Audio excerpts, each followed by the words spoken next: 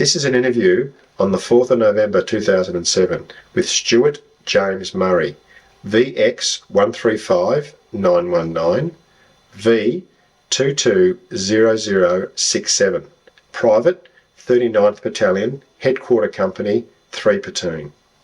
Stuart, you joined the Army in Red Cliffs in November 1941. Yes. Can you tell me a bit about when you first joined the 7th Battalion?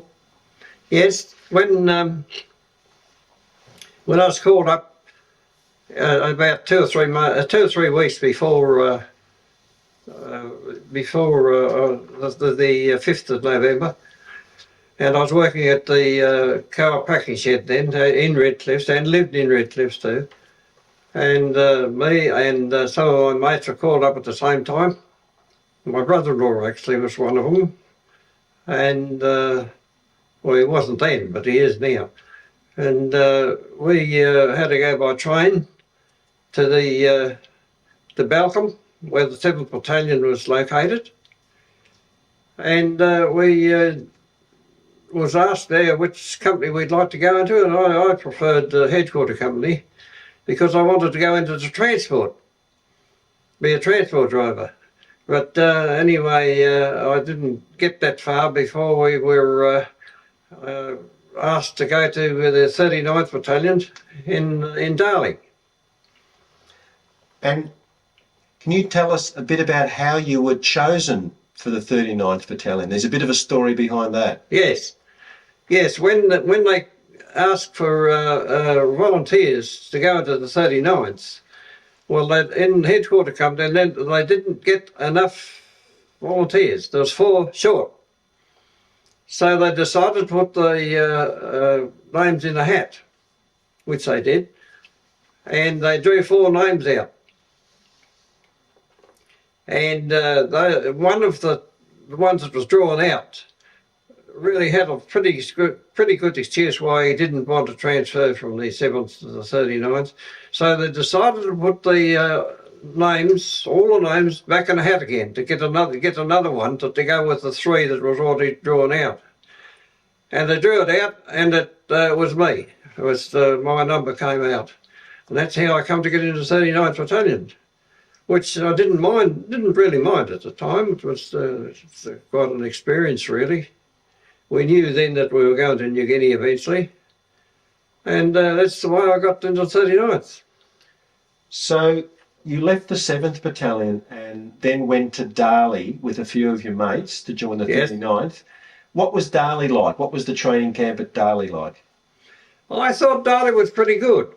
There's good flat country there. We did a little bit of training there. We joined the reinforcement company, as they called it. And we weren't in actually a company in the 39th at that time. We was in the reinforcement company or reinforcement platoon. And then we weren't transferred to the 39th companies until we got to New Guinea. We're still in the, when we left on the Aquitania to go to New Guinea, of course, we were still a reinforcement company. While you're at Darley, was there any conflict between the AIF and you were called Chocos at that stage, were you? Yes. Was there any conflict, did you find, at that stage? Yes, I think there was, because I wasn't involved in any of that, but I did hear about it, yes. But it wasn't I didn't think it was very serious. It was, they're quite happy to leave it as it was, I think. So your training at Darley was just basic tactics training, rifle drill, that kind of training, was it? Yes. Yes, also we had training with, a fair bit of training with gas masks.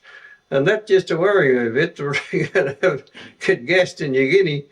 But anyhow, it turned out, of course, we didn't need that training at all. We didn't need gas masks in New Guinea. I don't think we had any anyway. But that was one part of the training that I really didn't enjoy. And at Darley, your clothing and weapons would have been nearly First World War versions of your clothing and weapons?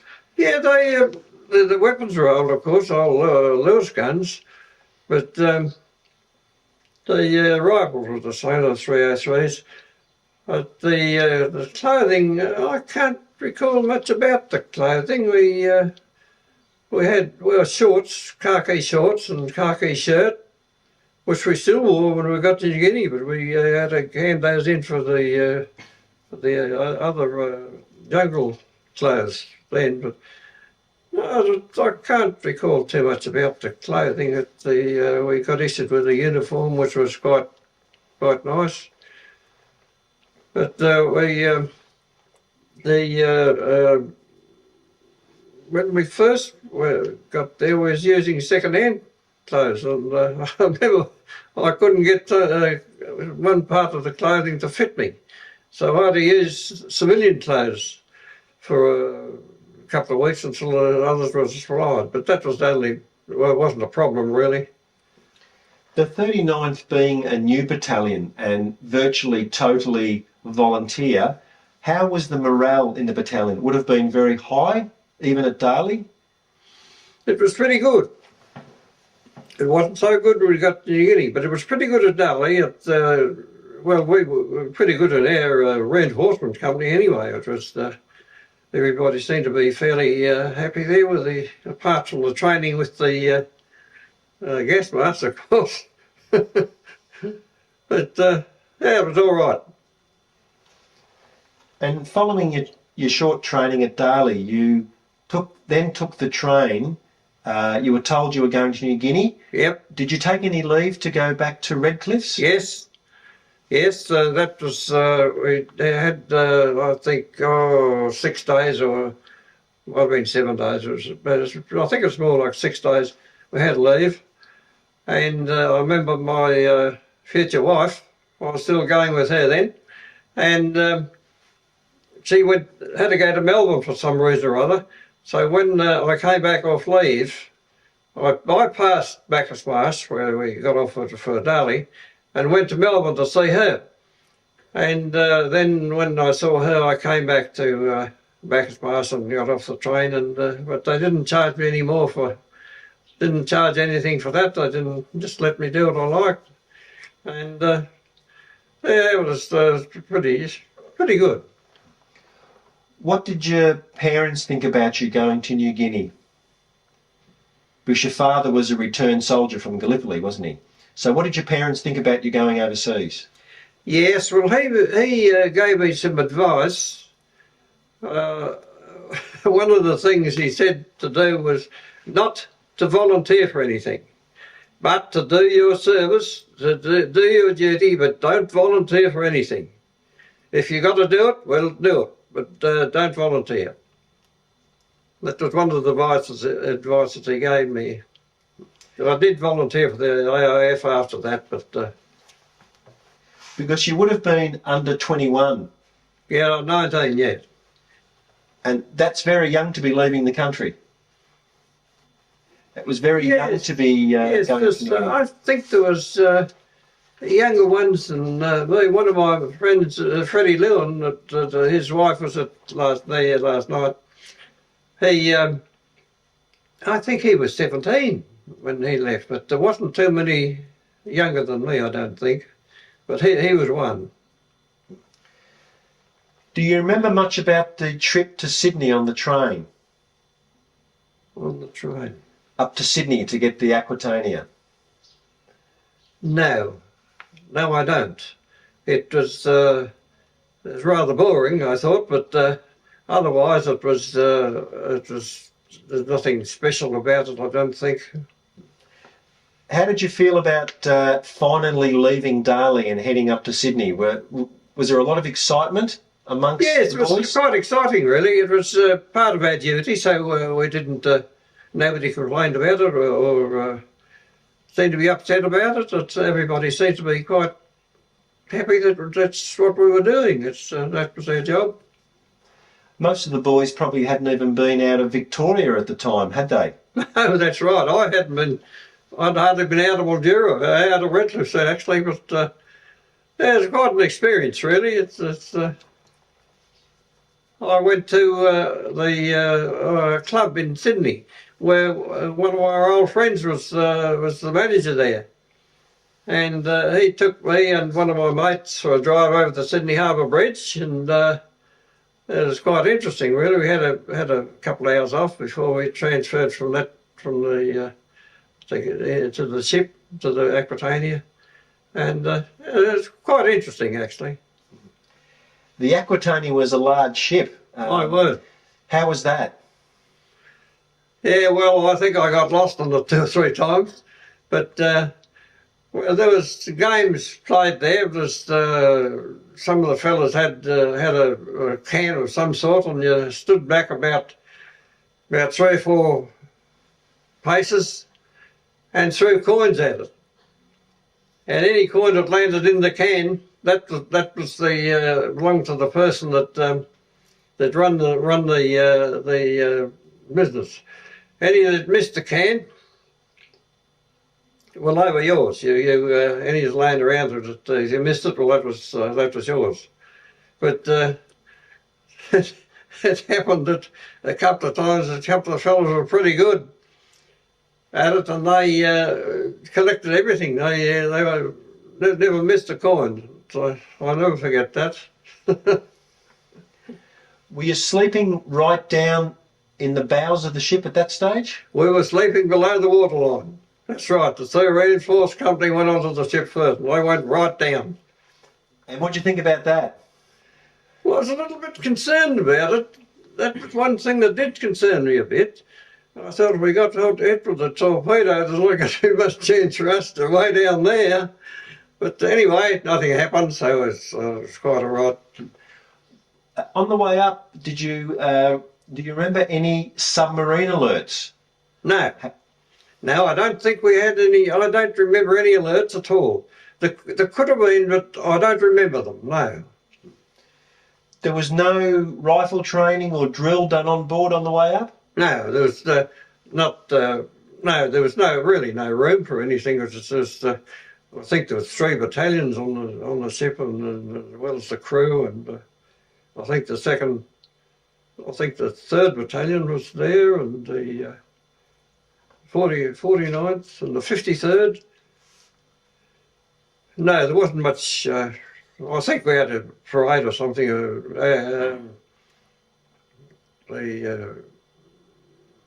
No, there's nothing much there. And then you finally arrived in Port Moresby Harbour. What was your first impressions of New Guinea? Not very well. We got off the ship and there was nothing. We had to walk from the harbour out to the 7 mile drone, which is, and we did that at night time. We thought we were never going to get there, but we did eventually. But there was we had no mosquito nets, or the mosquitoes were thick, and in fact we didn't much of anything. But there was a pipeline there with a break in it, and the water was squirting out. Well, at least there was somewhere we could have a wash. I remember that. So basically the whole battalion marched from down in the harbour all the way out to the 7 mile. Yeah. And when you got there were no facilities at all. There was no facilities. It wasn't even a tent. I think we had ground seats. I think we slept on the ground. It wasn't too long before we got our mosquito nets, and I think there was a bit of a mix up with in the boat that our equipment that was supposed to be taken with us was down at the bottom of the holes in the ship, and of course we didn't get those for a few days. But other than that, it was pretty well. I remember they had a hill hospital, started a hospital on a hill there. Everybody that had dysentery went and stayed at this hospital. We called it we had another name for it, but I won't mention that at the moment. At that stage at the 7 mile, did you get put into a company and attached to a company at that stage? Yes. Yes, as I mentioned Bevel French before, Bevel French was our platoon commander in the reinforcement company, but he was transferred into the mortars. and he picked out a couple of his, I think one of his, or must have been one of his favourites, and a couple more. And he invited us to go to the waters with him, which we did. And that was one of the very good moves that I did make. And what was Bevan French like? A very, very nice fellow. He, pretty smart chap. He's a well-trained lieutenant. And I believe he reached the captain later on. But yeah, very nice chap.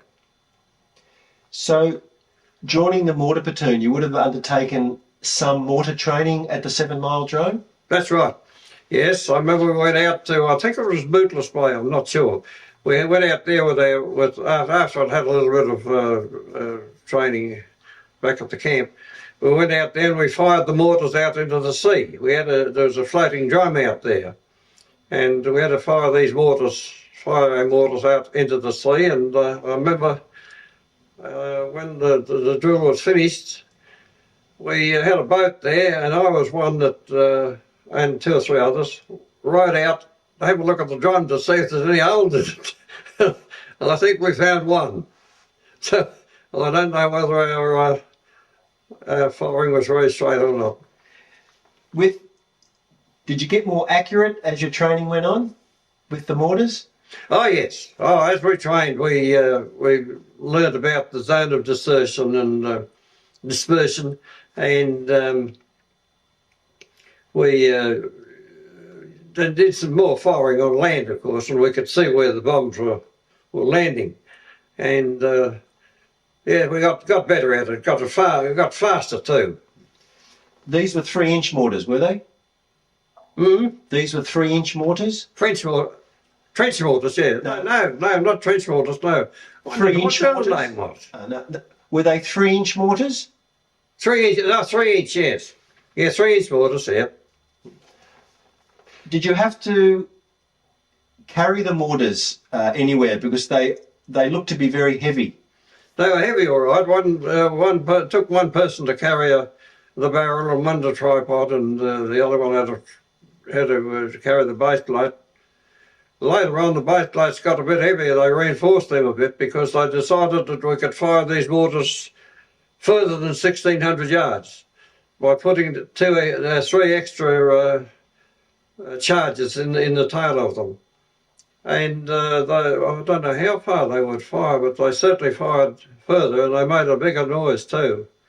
And we had to reinforce the base plates because they started to fall to pieces. I assume carrying the mortars was always the worst part of being in the mortar platoon, was it? Yes, carrying the mortars and the.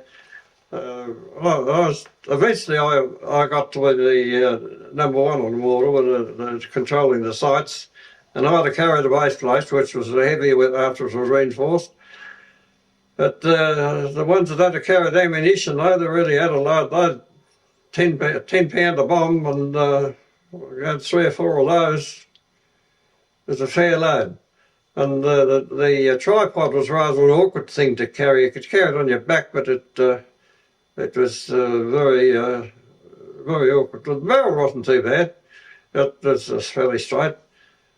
But the tripod was the bipod was the worst thing to carry. So did the mortar platoon, were they set up in some defensive positions at the drone? At the 7 Mile drone? Yeah. Oh yes. We had our mortars mounted in, we dug trenches for them. We had them in trenches on the 7 Mile drone there, and we had them mounted and pointed at the runaway, because they thought if the Japs land there, well, we can fire a few bombs. They never ever did, but that's where we had them. We had them in trenches, and so we were there for a while on 7 Mile, but the Japs were bombing this 7 Mile hill where we were, 7 Mile Ak Hill as we called it. They were bombing it that much that we decided, well, we didn't, but some of the powers that be decided that we'd move over the other side of the drone where there was no hill, which we did. and it was better over there. What was it like during the bombing raids, being on the receiving end of the bombing raids? Yes, you could hear the bombs coming down. You knew that they were coming your way. You could hear them, and of course when they landed, you could certainly hear them then. But yeah, it was rather frightening. It was. I think the closest we had bombs land, say, 5-6 yards from our slit trench, and I think that's probably partly deaf now. But yeah, it was rather frightening. We were pleased to move from there over the other side of the Rome. Can you remember when, or do you recall when the Zeros used to sweep in and strafe the 7 Mile drone? Yes, I remember the Zeros. I can just picture it now. A Japanese pilot. They weren't far off the ground. They were pretty close to the runaway, actually, when they were rearing there. And I can also remember when the Kitty Hawks arrived. And the fellas, of course, didn't rather recognise Kitty Hawks. They thought they were the Japs. And they fired their machine guns at these Kitty Hawks. And anyway, the Kitty Hawk pilots congratulated them later. They reckon they were pretty good shots. Did you have an opportunity to have any shots at aircraft with a Lewis gun, or were you just had the mortars? We just had the mortars. We didn't have. They had machine guns there and Wren. No, they never had Wren guns. And machine guns, and no, we was really if the Japs had landed there, that's when we'd have come into action. But they didn't land there, so. Was the 7 Mile drone a very busy drone with Australian and American aircraft at that stage? Yeah, I remember when the American aircraft came there first. There's, I think there was quite a few of them actually. I remember one occasion when the Japs came over, and they had the American Negroes there, and when the Japs appeared, of course, these fellas disappeared into the bush. And somebody asked one of them why they didn't stay and defend the place. And they said that Uncle Sam has got plenty of these planes, but there's only got one of me. And I'm going to make sure that they don't get me. Stuart, while you were at the 7 Mile drone, the troops used to also unload ships down at the dock. Yes. Were you involved in that? Yes. Yes, we used to. Yes, we used to. Not as much as before we went to the drone. We did much more unloading then. But once we got established on the 7 Mile hill there, with our mortars in trenches, we didn't leave them very often. We stayed with the mortars nearly all the time. The first casualties of the 39th Battalion were involved when the MacDouey was bombed. Yes. Were you involved in that? No. No, I was fortunate that I wasn't there at that time. I wasn't there at that occasion. I believe that it was quite an event actually. I knew one of the fellas, and I had met one of the fellas that was on the at the MacDouey at the time, and he had a report to the doctor. And I remember the doctor told him to get back to his unit, and I thought that was rather tough on him actually. It wasn't too good in my opinion, so I wasn't a doctor, of course, but I thought that was rather tough on him to send him back to his unit when he wasn't fit to go back. With your meagre rations that you used to have. What were your rations like at the 7 Mile drone? What did you have to eat? Was it bully beef or were there kitchens? Yeah, bully beef and biscuits, and we got some other stuff too. That we more had bully beef and biscuits when there was a bit of action on, when the Japs were over there. But yeah, generally the food wasn't too bad. once they decided for the 39th to go over the track, the troops started to prepare. I think B Company left first to go over the track. That's right, yeah. There was a decision made whether to take the mortars or not? Well, I don't know whether what decision was made or whether it was made, but apparently somebody must have made the decision that the mortars weren't suitable to go over the track. They were too heavy, the ammunition was too heavy, and they wouldn't be much use. Wouldn't be much use over there anyway. But they probably would have been. But that was their reason that we didn't go over there. So you stayed basically at the 7 Mile Drome? Yes, and from there I went to a mortar school then for a couple of weeks, and I was there. There was a bit of a I was there for a couple of weeks, I think. It was quite interesting at the mortar school. I learned a bit more about mortars. At that time, did you receive was there a regular mail service? Did you receive mail from Australia? Yes, we used to get mail from Australia. Not very often, but when we did get it, there was usually 3 or 4 more mail than usual. I used to get letters from my wife, so we were going together then, and she used to write to me pretty often. Did you get letters from your parents? Yes, and my sister. She used to write to me, and I'd get letters from my mother sometimes. My father never wrote, but he used to send a message through my mother. They had a store of Redcliffs at that time, and that's where I was called up from. But the mail service was fairly good, I thought. Was it always a good feeling to receive mail? Oh yes, my word! I always looked forward to getting some mail. It was my problem was, of course, was answering the mail. It's a bit awkward trying to answer the mail. I used to manage to answer some of the letters, but I think they understood the position. Did you have to be very careful what you wrote home? Oh yes, because of censorship. It was all censored by our platoon commander. After a while, you knew what you could send and what you couldn't, and as I say, it was always censored by the platoon commander. Can you tell us a bit about what it was like when you started training on the carriers, the Bren gun carriers around Port Moresby? Oh yes, that was quite interesting. I enjoyed that.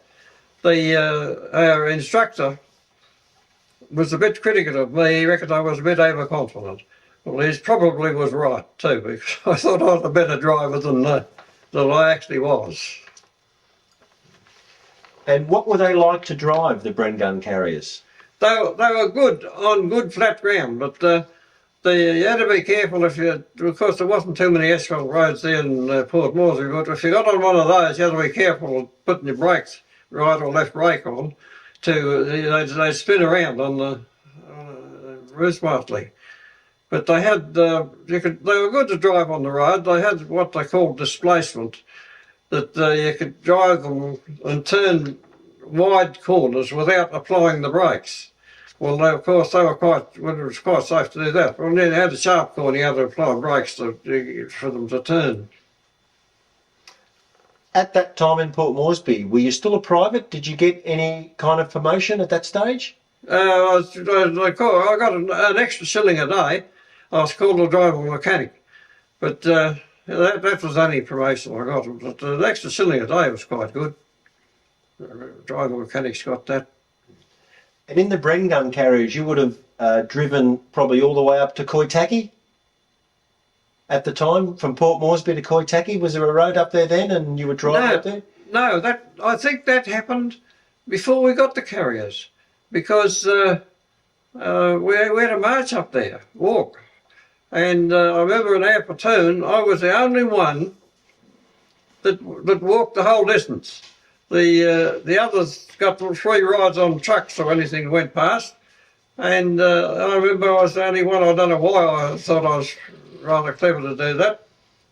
So once the 39th Battalion returned from the Northern Beaches campaign, did you then meet up with the battalion again before they left to go back to Australia? Yes. Yes, we all came together. We didn't for a start. The ones that went over the track, they trained on their own up in the hills. But eventually we all got together again as a battalion, and we joined the Duntroon, I think it was, to come back to Australia.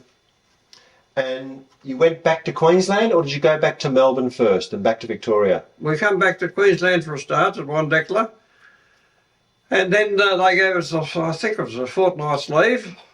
Then we went back there and started training again.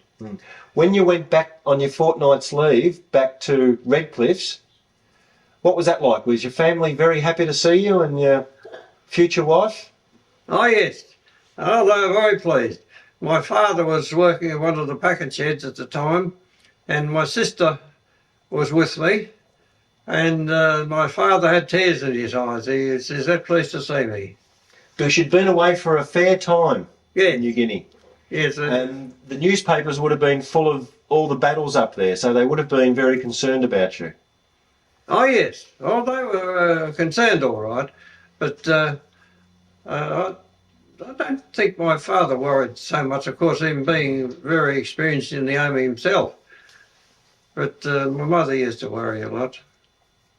Your father must have been very proud of you.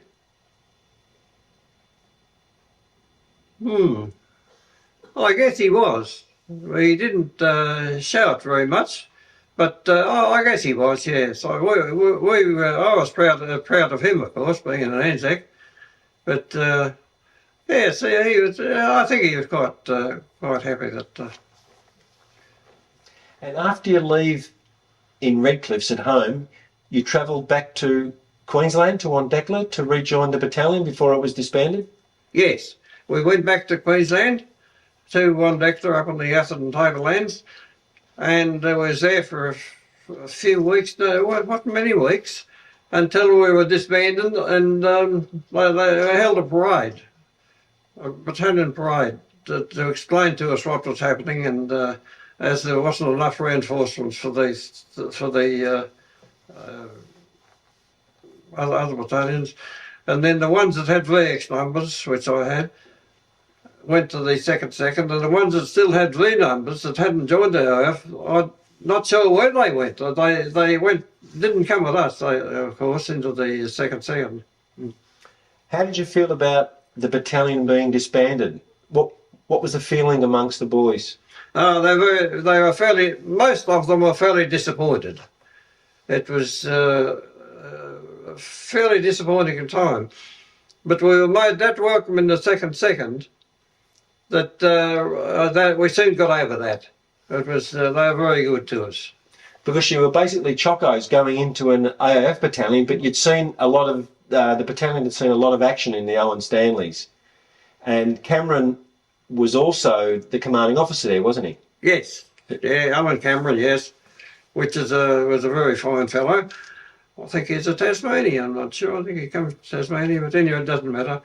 And yeah, we were very fortunate that he was the CEO of the second battalion, and the fact that he'd had something to do with the 39th, it made it easier for us. I've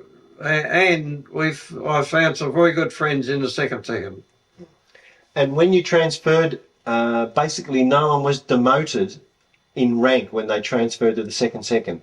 Is that your understanding? Mm-hmm. Is that your understanding, that no one was demoted in rank? No, nothing about that at all. It was, I think that was probably doing of Alan Cameron, had something to do with that. But no, it was a very, very good transfer. They, when we marched into the second, they met us, I'd say probably half a mile out from the battalion with their band. And they played the band for us, played the march for us to march into the second, which was very good. And you joined the mortar platoon in the 2nd? Yes, I was in the 2nd mortar platoon all the time, right through, yes. Was your platoon commander there an ex-39th or was he a second man? The platoon commander. Second man. Ken Curtis was his name, and he was the second man, yes. And very nice fella. Is that where you became a sergeant? You were promoted to a sergeant in the 2nd? I was promoted to a sergeant at the end of that. I wasn't a sergeant there. I wasn't promoted until we was well into the campaign in New Guinea from Aitapi to Wewak. So with the 2nd, you would have carried out a lot of mortar training prior to going back up to the islands. Oh yes.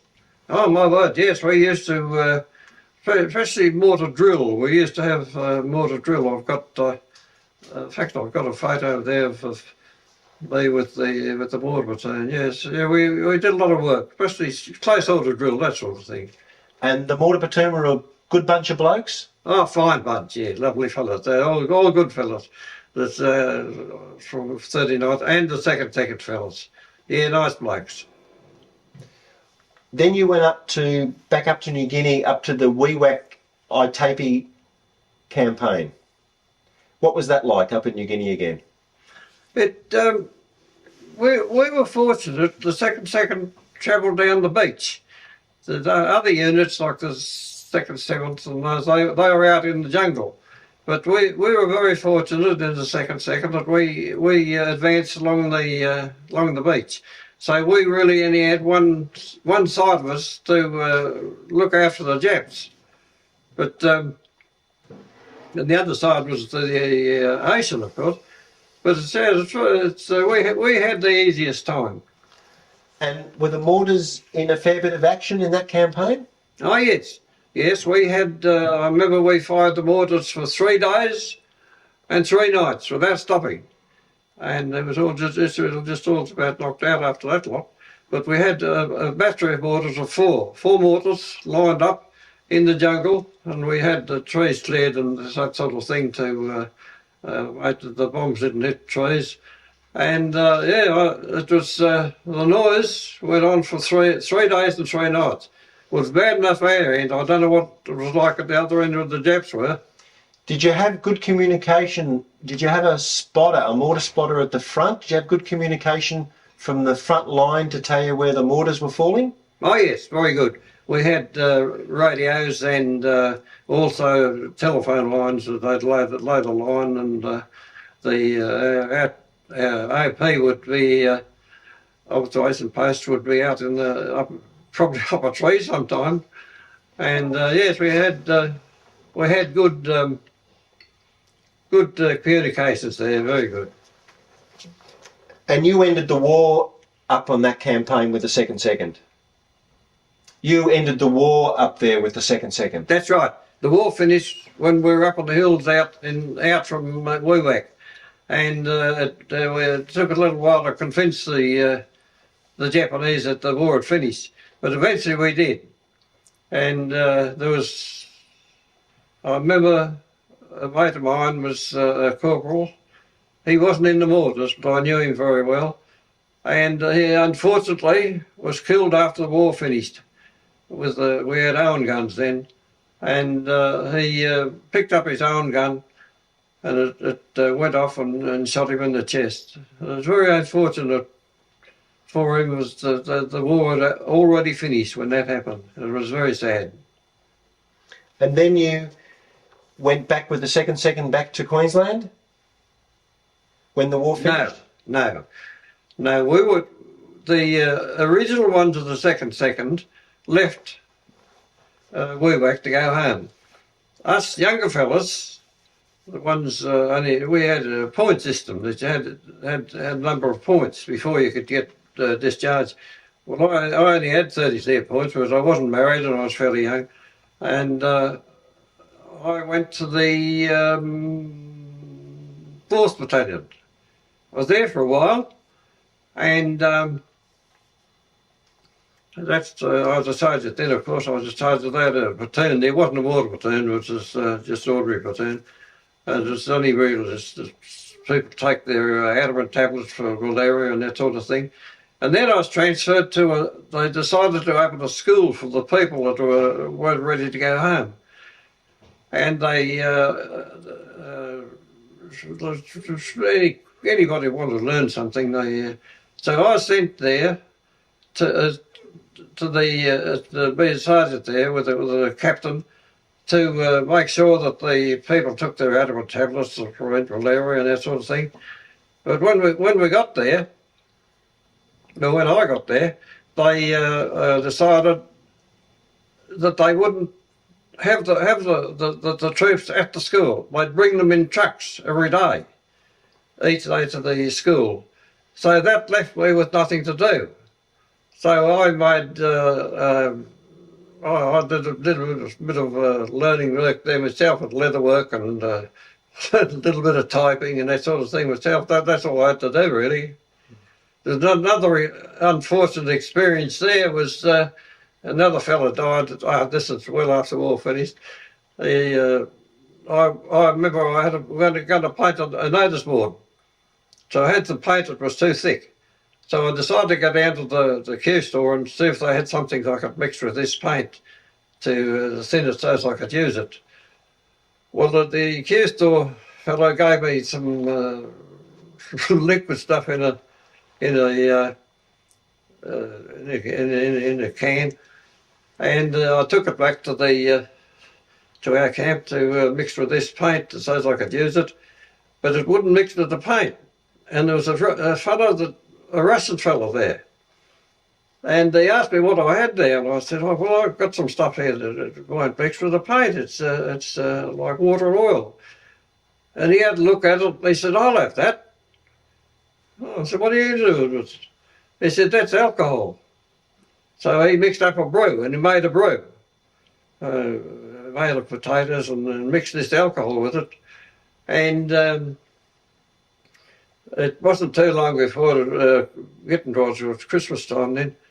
And one of the fellows that was a teacher at the school, he was probably a teacher in civil life too. Anyway, I wouldn't drink any of this alcohol because I didn't drink, but he did, and he drank a little bit too much and it killed him. He died, and I remember going to his funeral. It was very sad. Then you were demobilised in Melbourne at the end of the war? As after a fair bit afterwards of the war, yes. Yes, when I came back to Victoria, I went to Wodonga, wasn't Wodonga, to an AGH there. That's a hospital business, and I was there for a while. Probably a couple of months before I was discharged. As I said before, I never had enough points for me to get out of the army. But I think it was in July that I got enough points, and I was discharged from there. Was it good it was good for the war to be over and you to be home in Redcliffs? Yes, I thought it was. Yes, I'd been in the army for 4.5 years, and I was glad to get out. Yes, I think I was. And your wife-to-be and your parents were very happy to see you back. Oh yes, yes. Yes, they were very pleased. Hazel was very pleased. Although she was a bit cross with me because when I was up at the hospital, I never wrote enough letters to her. She's a bit cross about that. Anyway, I soon got over that. We were married soon after. Well, Stuart, on behalf of the 39th Battalion Association Historical Subcommittee, we would like to thank you for your time and this very interesting interview. Thank you very much. Oh, it's a pleasure. Yes, I was very proud of the 39th Battalion. And my two sons are now members of the battalion too. Thank you.